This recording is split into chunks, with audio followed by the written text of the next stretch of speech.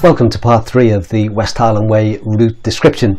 For this bit I'm going to cover Rowardennan to Beinglas farm.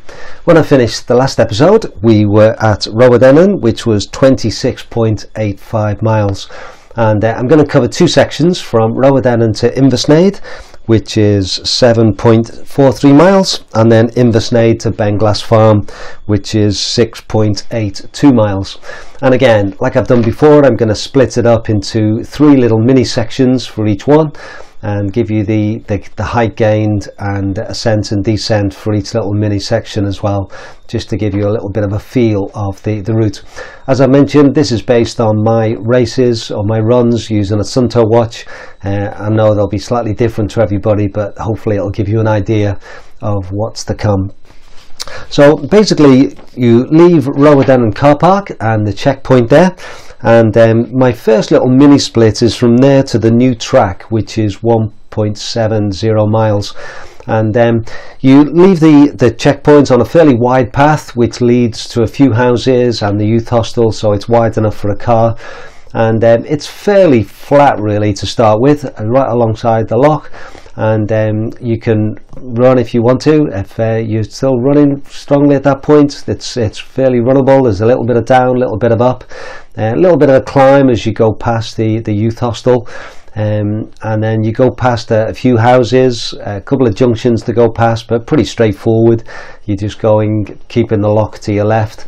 You passed a bit, there's a little tiny bridge where there's a path up to the Ptarmigan Ridge and Ben Lomond. Make sure you don't go that way, but you just carry on straight on that wide path. And then I say that keeps on going for about 1.7 miles. The last little bit you start to climb, and then you get to the point where the new path comes in. Now in previous races we've gone straight on and you've stayed on that wide path for another 2 or 3 miles. But that's going to close at some point for logging, I gather, and they've built a new path which is on the right down on the loch side. And so you take a left, big sign, take a left and head down there, and you run alongside that bit. And I think that new path is more in keeping with the rest of the route, and it's a great little section there. So that first bit to 1.7, you've basically got 108 feet of climb and 30 feet of descent. And then once you get onto the new track, the next little mini split I've got is from there to the single track, and that's 2.92 miles. And as I said, you head down and it's fairly twisty and turning, go over quite a few little bridges that they've built, and the path is starting to get bedded in now, but it's pretty well single file all the way.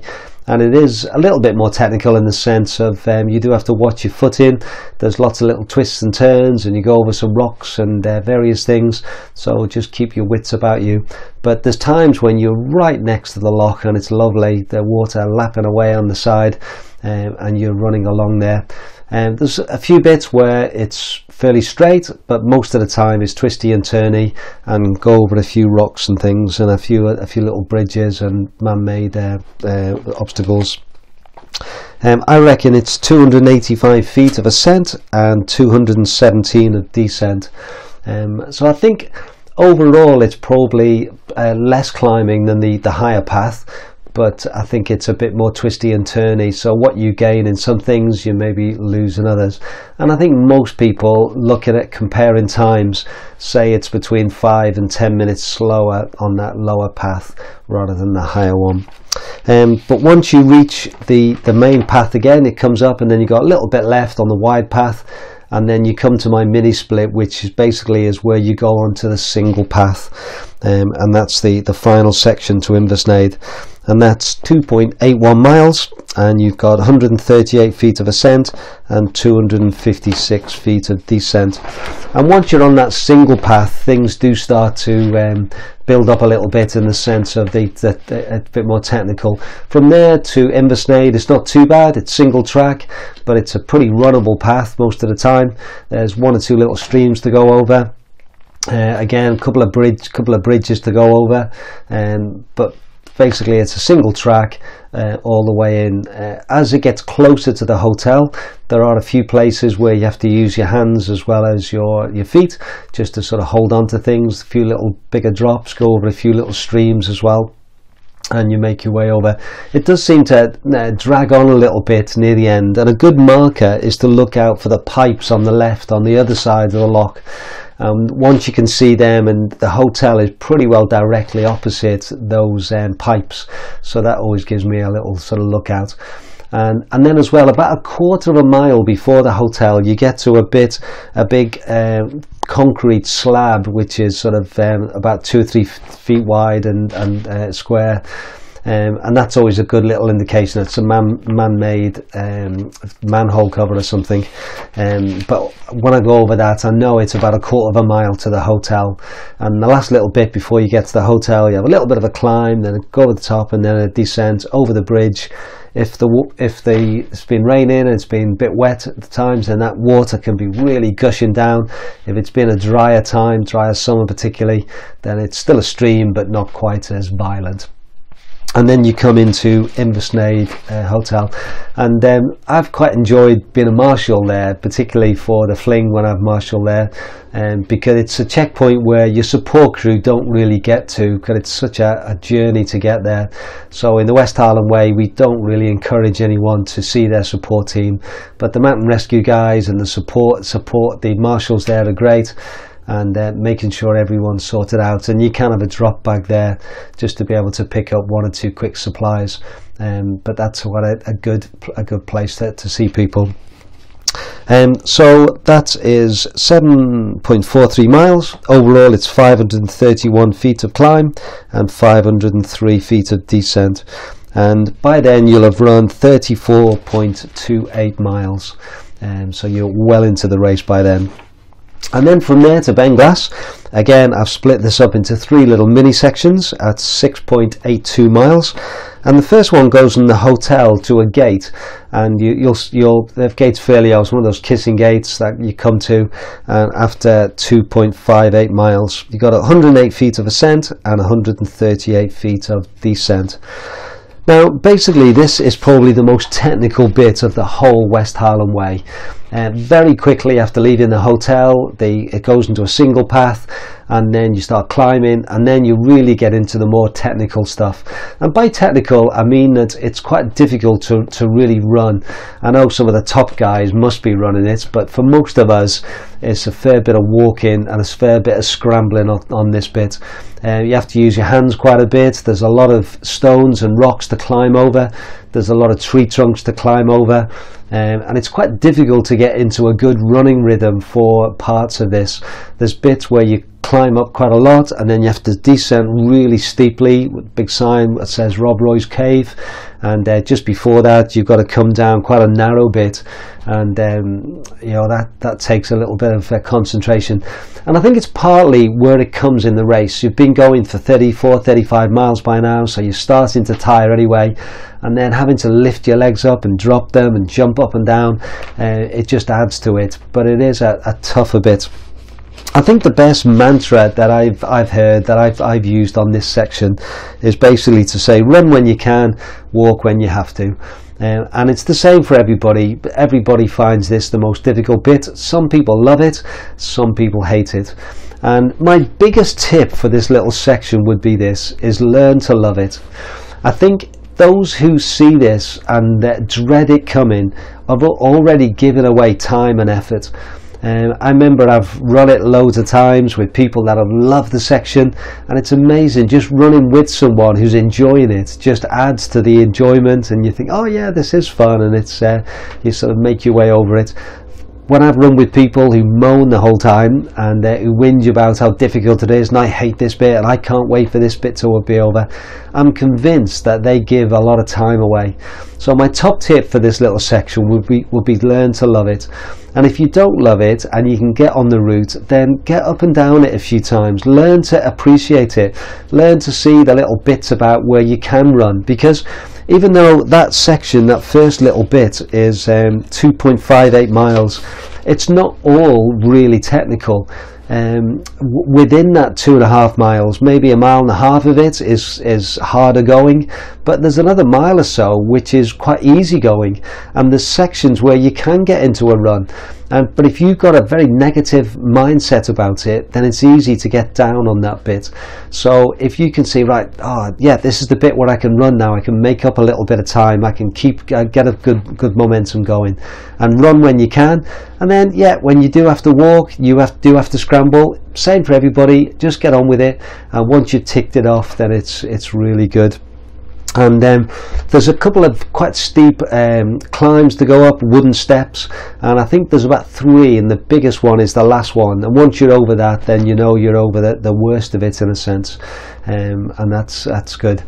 And you get to that gate, I say, which is after 2.58 miles, and that's my little marker point. And then from there, my next one is to a post. Now that post is not Dario's post. I did this before that post was put up there after Dario's death. The one I use is about half a mile before, maybe a mile before Dario's post, and it's a little post halfway up a hill, but that's the one that I use, and that's 2.02 miles.